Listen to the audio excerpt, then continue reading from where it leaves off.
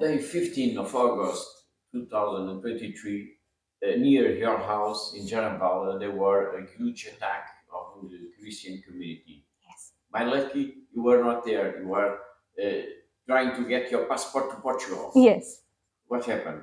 So on that day, what a coincidence that on 14th August, all the Pakistani Christians, they celebrated Independence Day, and they prayed for the peace of Pakistan, and they prayed for the Pakistani government. And very next day, they faced that some people attacked on their houses, and they trying to burn. It was they tried. It was their plan that they attacked in the morning, very morning. They made a plan, and they attacked on Christian houses. They started burn the churches, and up to 20 churches they burnt on that day. And I was in Islamabad to collect my documents, and I had an appointment with embassy. And meanwhile, my sister called me that where you are, and I said I'm on the way.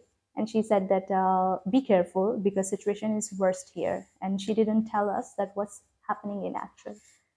And according to the news, it was on that time that headline was that maybe 4 or 5 churches were burned, but in actual it was up to 20 churches. I visited Jaranwala on 19th August, and the situation was very worse. It was so sad when I visited over there. It was difficult for me, and now it is as well, to remind that time and to explain that situation in the words. I remember the tears of the people, how they were crying. They lost their furniture, their things, and it was very terrible situation for them. Some of the ladies, they told us that they were trying to see the help of the policemen from the government, for the policemen, because they ran to take the help from the police. And on that time, police officers, they said that please run away, we cannot do anything for you. But they those ladies, they started beg in front of the policeman that please help us, please try to save us, please try to save our houses. And they said that if you will not run, we will do the more worse than now what you are facing.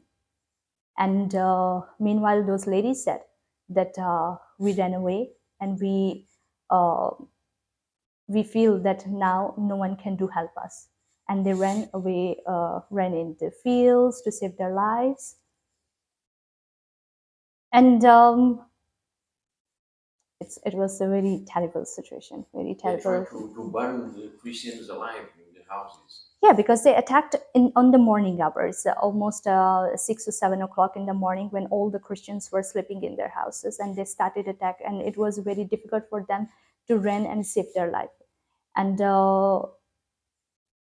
according to their plan, it seemed like that it was their plan to burn the Christian as well.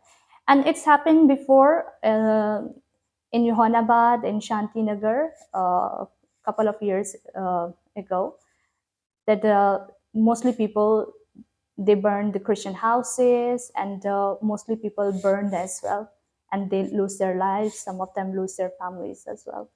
So this is the exact situation of Pakistani Christians who are living over there and facing these problems. And still today, people who lives in Jaranwala, looking they are looking for the help of the government and the people. They are seeking for the justice, but till today, nothing. They are not. They couldn't get the justice. And the houses are repaired or not? Most of them, maybe yes, maybe not, because after that I didn't visit that, because after 3 months I came in Portugal, so I don't know. Mostly people tried their best to help them. Mostly Christian people, they gather over there, They supported them, they financially supported them, they gave them furniture. There were two girls who were orphaned, they haven't parents, and they tried to gather their furniture for their wedding. And on that time they were crying that they haven't parents, and they gather all their furniture, and within a second everything has been burned. So this was the situation. So we can say, a simple word, that Jaranwala is an example of the risk of the Christians living in Pakistan. They are the threat is almost daily basis. Yeah, they are facing threats almost on daily basis, because on the behalf of Mr. Amar Sohotra, on that time I visited Jaranwala. And now I just it's happened. One example is Rimsha Colony, Islamabad. On the other example, there are on the daily basis mostly Christian people who belongs to the lower class family or elite class family. They are facing a lot of critical situation. Even though blasphemy, even though a Patras Masih, a boy who was living in Lahore. So recently, a Muslim person, he killed him by using the knife. So this kind of situation occurring every day, and the family members, they are seeking for the help from the government side, and government is quiet. Maybe they are taking action on on a different way, but right now there is no statement about the government side. And I think 1 week before, there is another Christian boy. I forgot his name, but he was doing work with the landlord, and he was living over there as well, and his family was living somewhere else, and he was trying to do work with the landlord in the fields to support and feed his family. But no one knows what happened with him. And the landlord called to their parents that he did suicide. And his mother, she was quite old, and she came over there, she arrived there, and she get the dead body. But before the funeral, they they knew that it was not a suicide plan. They killed him, because there was the bruises on his body, and there were some another signs. So they started protest on the road that it is not a suicide. They killed him, and no one knows what was the reason why they killed him. But he's persecuted as well.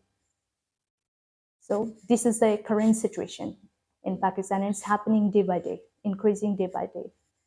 So mostly people, they are losing their families, they are losing their children, they are losing, and blasphemy as well. So we can just trying to be the voice of the Pakistani Christian people.